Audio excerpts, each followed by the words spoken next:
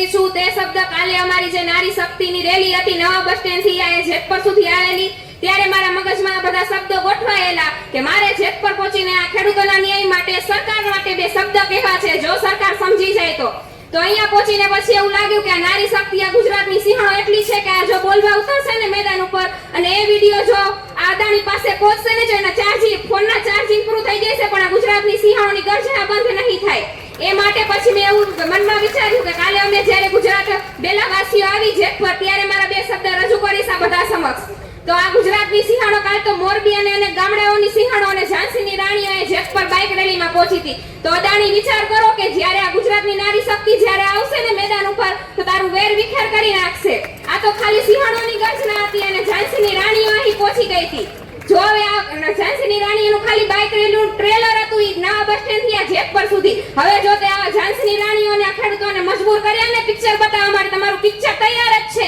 હવે મજબૂર કર્યા વિના આ ખેડૂતોને ન્યાય આપો અને અમારું પિક્ચર જો બતાવવા તમે મજબૂર કરશો ને તો એ પિક્ચર તમારા માટે બહુ ભયજનક રહેશે માટે હવે જલ્દીથી આ ખેડૂતોને ન્યાય આપો તમે જે સમય લઈ રહ્યા છો ને આ ખેડૂતોને ન્યાય આપવા માટે તે ભયજનક દિવસે દિવસે વધતો જ જાય છે માટે અહીં તમામ જનતાને હું સમર્થન કરવા માંગુ છું કે આ ખેડૂત આંદોલનમાં સાથ સહકાર આપો અને જે આંધળી બેરીને મૂંગી સરકાર છે ને એને જગાવો અને સમજાવો કે એના પૈસા સામે આ ખેડૂતની મહેનતનું તો